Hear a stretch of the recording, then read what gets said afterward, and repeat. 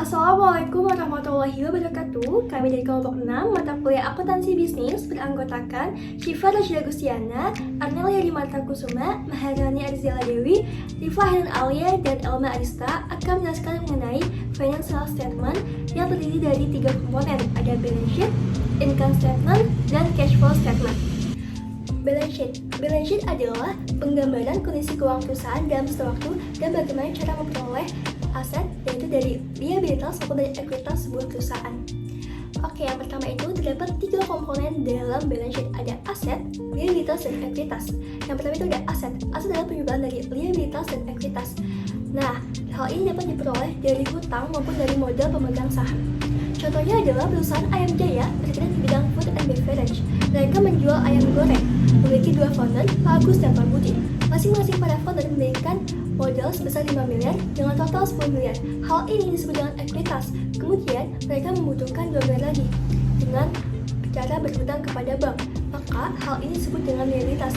Maka aset mereka sama dengan liabilitas ditambah ekuitas. Liabilitas itu 2 miliar dari hutang kepada bank dan 10 miliar dari masing-masing modal para founder. Sama dengan aset mereka 12 miliar. Oke, selanjutnya ada tipe-tipe aset. Ada aset lancar dan aset tidak lancar. Aset lancar adalah aset yang mudah dikonversi, yang kurang dari 12 bulan. Nah, contohnya itu ada kas, persediaan, piutang dagang, dan juga beban di muka. Lalu ada aset tidak lancar. Aset tidak lancar itu yaitu aset yang sulit dikonversi menjadi uang dengan rentang waktu lebih dari 12 bulan. Contohnya adalah aset tetap, aset tak berwujud, dan investasi jangka panjang.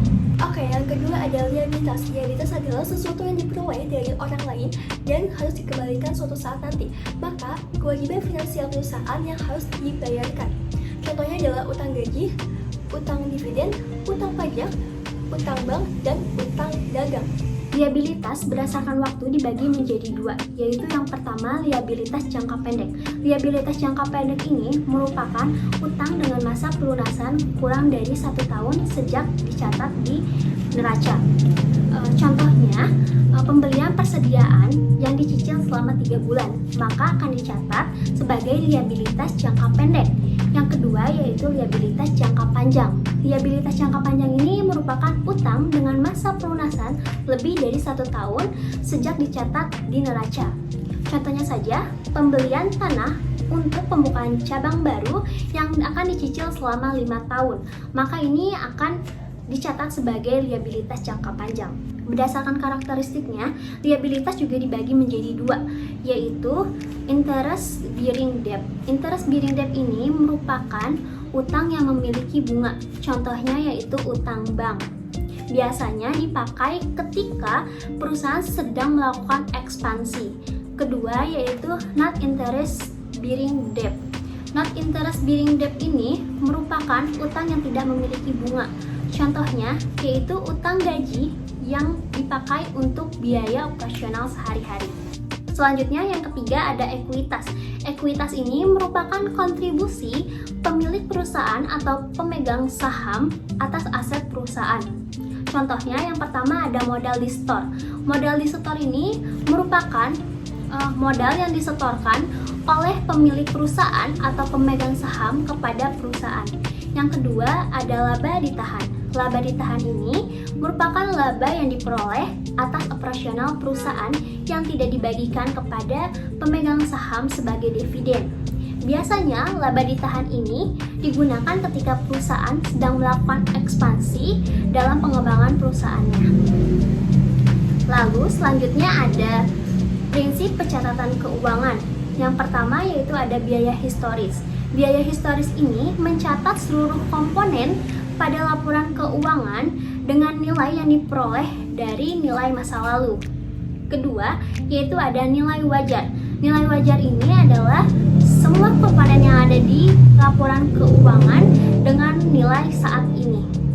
Berikut ini merupakan contoh balance sheet pada 31 Desember 2023 yang terdiri dari aset, liabilities, dan stockholder equity. Performa perusahaan juga bisa terdampak dengan aktivitas finansial yang dilakukan. Hal ini akan dicatat dalam akun pendapatan dan beban keuangan. Pendapatan keuangan salah satunya dapat diperoleh dari pendapatan bunga di bank. Misalnya perusahaan Yummy Chicken menyimpan uang di bank sejumlah 10 miliar dengan bunga 4% per tahun, berarti mereka mendapatkan pendapatan keuangan sebesar 400 juta per tahun dari bunga atas simpanan mereka di bank. Sebaliknya, jika perusahaan Yummy Chicken meminjam uang 10 miliar ke bank dengan bunga 12% per tahun, artinya perusahaan memiliki beban keuangan yang harus dibayarkan sebesar 1,2 miliar per tahun. Nah, dari laba operasional ditambah dengan pendapatan keuangan dan kemudian dikurangi dengan beban keuangan, maka akan diperoleh yang namanya laba sebelum pajak. Perusahaan yang hanya memperoleh laba sebelum pajak saja yang dikenakan pajak, dan sebaliknya jika perusahaan lagi tidak untung, maka perusahaan tidak dikenakan pajak. Kemudian kita baru bisa mendapatkan yang namanya laba bersih. Cara mencarinya yaitu kurangi laba sebelum pajak dengan nilai pajak tertagih, dan diperolehlah laba bersih atau dalam laporan keuangan ditulis sebagai laba tahun berjalan. Laba bersih juga masih punya turunannya lagi. Yang pertama, laba bersih yang diatribusikan kepada pemilik entitas induk, dan yang kedua adalah laba bersih yang diatribusikan kepada non-pengendali atau non-controlling interest. Sebagai investor saham, kita akan selalu melihat laba bersih yang dapat diatribusikan kepada pemilik entitas induk. Alasannya untuk mengetahui seberapa besar sih keuntungan yang diperoleh dan akhirnya masuk lagi ke pemiliknya. Misalnya, balik lagi ke contoh perusahaan tadi. Kali ini Yummy Chicken mempunyai anak perusahaan namanya Mimi Chicken, yang dimana saham yang dimiliki Yummy Chicken ini sebesar 51% dan 49% lainnya punya orang lain. Ketika Mimi Chicken untung, misal 100 juta, dan 100 juta ini akan dicatatkan di laporan keuangannya Yummy Chicken, karena perusahaan Yummy Chicken lah yang merupakan pemegang saham yang pengendali dengan jumlah saham paling banyak di Mimi Chicken. Maka dari itu, di akhir bagian income statement, perusahaan membagi dua antara mana yang termasuk laba bersih yang menjadi hak untuk pemilik entitas induknya dan mana yang menjadi milik orang lain atau non-pengendali. Income statement atau laporan laba rugi ialah satu bagian dari laporan keuangan yang menggambarkan kinerja operasional dari suatu perusahaan dalam periode waktu tertentu. Nah, dari income statement ini, para investor dapat mengetahui rincian biaya, laba, maupun kerugian yang dialami oleh perusahaan. Nah, berikut merupakan contoh dari income statement dari suatu perusahaan. Nah, income statement ini terdiri atas beberapa komponen. Yang pertama ialah komponen pendapatan yang dihasilkan dari penjualan produk atau jasa dari perusahaan kepada konsumen. Nah, lalu yang kedua ialah harga pokok penjualan. Nah, HPP ini merupakan suatu biaya yang dibutuhkan oleh perusahaan untuk memproduksi produk-produknya, contohnya seperti biaya pembelian bahan baku, lalu juga retur maupun pengiriman barang. Nah, yang mana ketika total pendapatan dikurangi oleh HPP akan menghasilkan suatu laba rugi kotor. Nah, lalu komponen yang ketiga ialah beban operasional. Beban operasional ini merupakan biaya yang mencakup segala kegiatan pemasaran maupun marketing, yang mana contohnya ialah biaya iklan, biaya sewa, dan juga termasuk juga biaya gaji karyawan. Nah, yang mana ketika laba rugi kotor dikurangi oleh biaya beban operasional akan menghasilkan suatu laba rugi operasional. Nah, lalu komponen yang keempat ialah pendapatan atau beban lain-lain.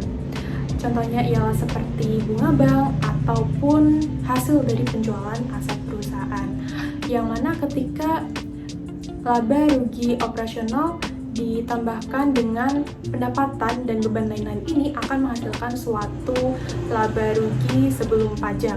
Nah, laba rugi sebelum pajak terdapat pula laba rugi setelah pajak yang merupakan hasil dari laba rugi sebelum pajak dikurangi oleh pajak itu sendiri. Oke, selanjutnya yaitu cash flow statement atau laporan arus keuangan. Cash flow statement merupakan sebuah laporan keuangan sebuah perusahaan yang dimana di dalamnya terdapat penerimaan atau pengeluaran arus kas dalam sebuah perusahaan dalam periode waktu tertentu.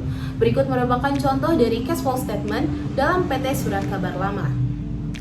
Nah, cash flow statement ini terdapat 3 aktivitas utama. Yang pertama ada aktivitas operasi, aktivitas investasi, dan aktivitas pendanaan.